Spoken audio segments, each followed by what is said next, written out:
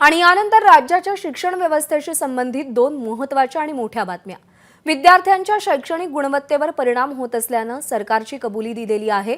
समूह शाळांचा प्रस्ताव शिक्षण आयुक्तांनी पाठवल्याची कबुली सुद्धा सरकारच्या वतीने देण्यात आलेली आहे। राहुल कुलकर्णी आपल्याला या सगळ्या संदर्भात अधिक अपडेट देतील। राहुल, या दोन महत्त्वाच्या बातम्या राज्याच्या शैक्षणिक क्षेत्राच्या दृष्टीने कशा महत्त्वाच्या आहेत? सरकारने नेमकं काय काय कबूल केलं?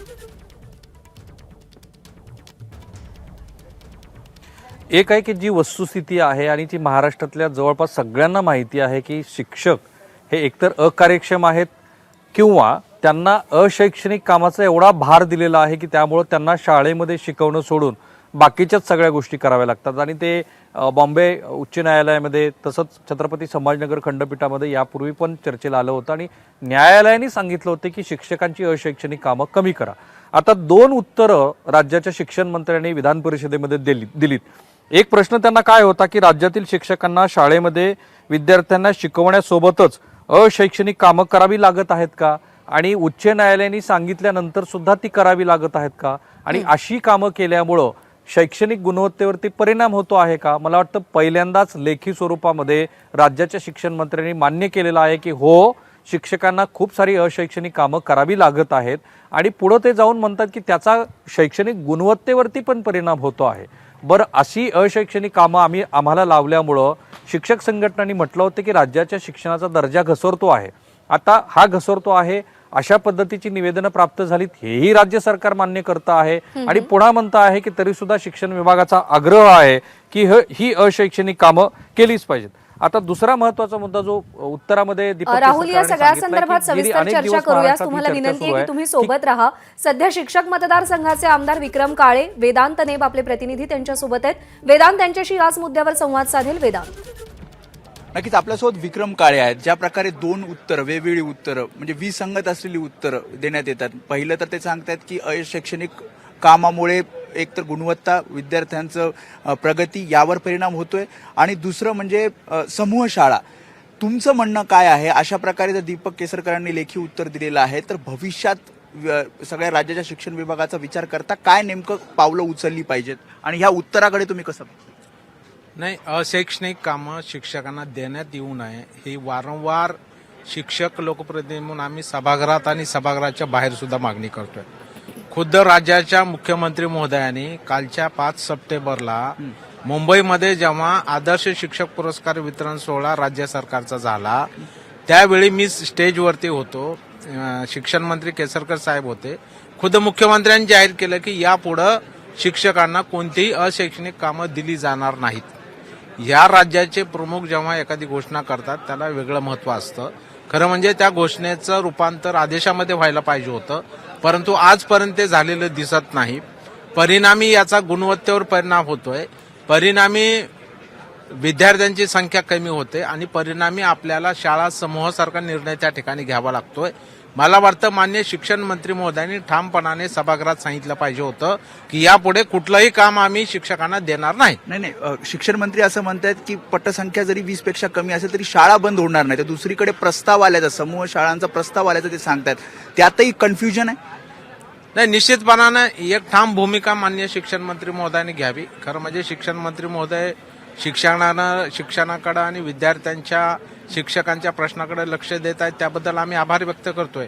परंतु ठामपणाने घोषणा झाली, मुख्यमंत्री महोदयांनी सांगितलं, परंतु निर्णय होताना दिसत नाही। आज निवडणूक आयोगाचं काम, जे काम राज्याच्या हातात नाही, वरतून आदेश येतो, केंद्र निवडणूक आयोगाकडून आदेश येतो आणि कलेक्टर महोदय शिक्षकांना ह्या निवडणुकीच्या कामामध्ये बीओल म्हणून त्या ठिकाणी घेतात। म्हणजे त्याच्यावर प्रतिबंध कोण करणार आहे? खरं म्हणजे एखाद्या यंत्रणेचं मनुष्यबळ वापरायचं असेल तर त्या यंत्रणेला विचारलं पाहिजे। ते म्हणतात की समिती नेमली जाईल यावर आणि निर्णय घेतला जाईल। नाही, ह्याला समिती नेमायची गरजच नाही, कारण शेवटी आमचा शिक्षक हा त्याचं काम आहे विद्यार्थ्यांना शिकवणं आणि शिक्षणासारखं महत्वाचं काम सोडून तुम्ही इतर काम लावता कसे, हाच मुळात आमचा महत्वाचा प्रश्न आहे। त्यामुळे मला वाटतं समितीची गरज नाही। हा माननीय शिक्षण मंत्र्यांनी निर्णय घ्यायला ते समर्थ आहेत, त्यांनी तो निर्णय घेतला पाहिजे अशी आमची भूमिका आहे। त्यामुळे ठोस जी भूमिका आहे शिक्षण विभागाची ती शिक्षण मंत्र्यांनी मांडावी, कारण मुख्यमंत्र्यांच्या सूचना असताना सुद्धा जर अशा प्रकारे उत्तर येत असतील तर त्यावर आता शिक्षण मंत्र्यांनी उत्तर द्यावं, ठोस भूमिका सभागृहात मांडावी किंवा मग माध्यमांसमोर मांडावी, असं विक्रम काळेंचं म्हणणं आहे। प्रज्ञा, बरोबर आहे. शिक्षणेतर कामांचा जो काही बोजा आहे तो शिक्षकांवर वाढतोय आणि त्याचा परिणाम विद्यार्थ्यांच्या शैक्षणिक गुणवत्तेवर होत असल्याचं लेखी उत्तरामध्ये शिक्षण मंत्री दीपक केसरकर यांच्याकडून सांगितलं गेलेलं आहे. समूह शाळांचा प्रस्ताव शिक्षण आयुक्तांनी दिल्याची सुद्धा सरकारनं कबुली दिलेली आहे. अर्थात आता या संपूर्ण प्रकरणावरती नेमका काय उहापोह केला जातो आणि यातून काय मार्ग काढला जातो, कोणतीही समिती नेमण्याची गरज नाही, शिक्षण मंत्र्यांनीच यामध्ये ठोस भूमिका घेतली पाहिजे अशी मागणी शिक्षक मतदारसंघाचे आमदार विक्रम काळे यांनी एबीपी माझाशी बोलताना केली आहे.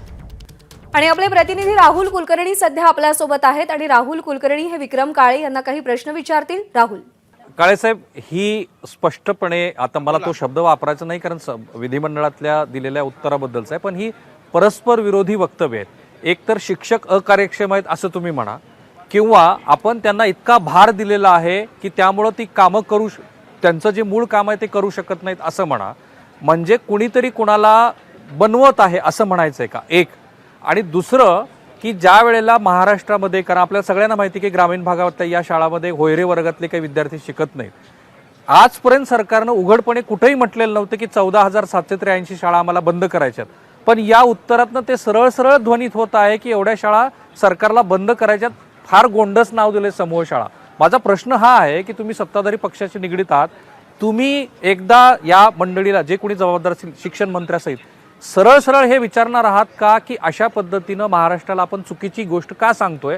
एकतर शिक्षक चुकीचे आहेत किंवा त्यांना खूप सारा भार दिलाय, आणि दुसरीकडे आपल्याला सगळ्या शाळा बंद करायच्या. बरोबर आहे राहुलजी. मी आताही आपल्याला म्हटलं की स्वतः राज्याच्या प्रमुखानं ही कबुली दिलेली आहे की शिक्षकांना यापुढे कुठलंही अशैक्षणिक काम दिलं जाणार नाही.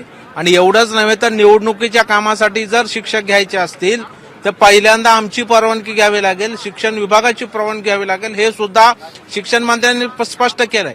आता राज्याचे प्रमुख जेव्हा एखादा आदेश देतात, घोषणा करतात, तेव्हा त्याला महत्व असतं. खरं म्हणजे त्यानुसार शासन निर्णय काढायला पाहिजे होता की यापुढे कुठल्याही शैक्षणिक कामं शिक्षकांना दिली जाणार नाहीत, फक्त शिकवायचंच काम दिलं जाईल. आज आपण पाहतो ग्रामीण भागामध्ये गोरगरिबांची लेकरं जिल्हा परिषद शाळेमध्ये शिकतात आणि तिथला शिक्षक जर दुसऱ्या कामासाठी, सरकारच्या कामासाठी जात असेल तर शिकवायचं कोणी? त्याचा परिणाम गुणवत्तेवर होणारच आहे. शिक्षक हे आमचं चांगलं काम करतात, शिकवतायत. ग्रामीण भागातले अनेक विद्यार्थी आज IAS पर्यंत पोहोचलेले आहेत, हे आपण बघतोय. आज भाजी भाकरे नावाच्या ज्या आमच्या भगिनी आहेत त्या आज कलेक्टर झाल्या माढा तालुक्यातल्या. शेवटी त्या ग्रामीण भागामध्ये शिकलेल्या आहेत, जिल्हा परिषद शाळेत शिकलेल्या आहेत. असे कित्येक उदाहरण आहेत. त्यामुळं अशैक्षणिक कामं तुम्ही देऊ नका, मग तुम्ही आमच्याकडे बोट दाखवा, आम्ही त्याचा स्वीकार करू. पण आज तुम्ही नको ती कामं, आज म्हणजे शाळेमध्ये एखादा शिक्षक राहतो आणि बाकी 9 शिक्षक हे निवडणुकीच्या बिओलेच्या कामाला गेलेले असतात. म्हणजे काळे सर, माझा प्रश्न तो नाहीये. माझा प्रश्न हा आहे की महाराष्ट्रातल्या शिक्षणाचा जो काही बट्ट्याबोळ झालाय त्याला शिक्षक जबाबदार नाहीयेत, त्याला शिक्षक संघटना जबाबदार नाहीये, तर त्याला राज्य सरकार जबाबदार आहे आणि त्यांना दिलेली अशैक्षणिक कामं जबाबदार आहेत. हे आता एकदा जाहीर करून टाकलंय सरकारनं. आणि दुसरा मुद्दा हा की कालपर्यंत जे सरकार म्हणत नव्हतं की इतक्या शाळा आम्ही बंद करणार आहोत, त्याही शाळा आपण बंद करणार आहोत, हे आता जाहीर करून टाकलंय. त्यामुळे शिक्षक जबाबदार नाहीयेत हे एकदा जाहीर केलंय का? आणि शाळा इतक्या बंदच होणार आहेत जे उघडपणे शिक्षण मंत्री म्हणत नव्हते, तेही दिसतं या उत्तरातनं.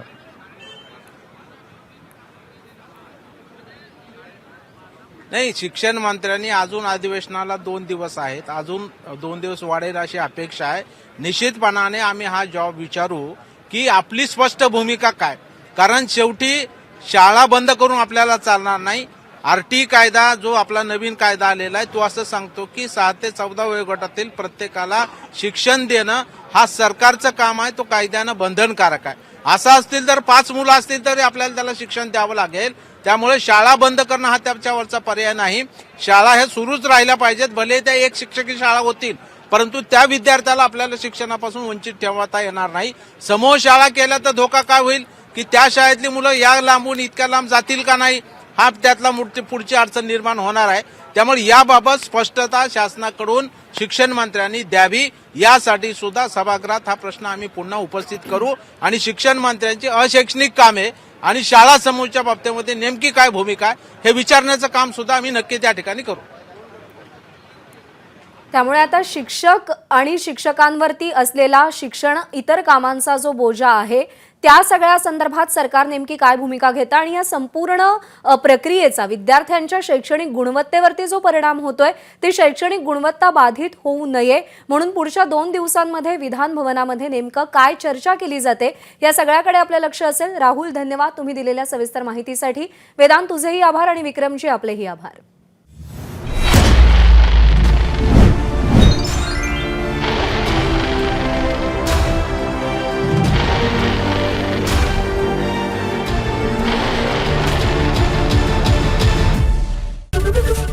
एबीपी माझा, उघडा डोळे बघा नीट.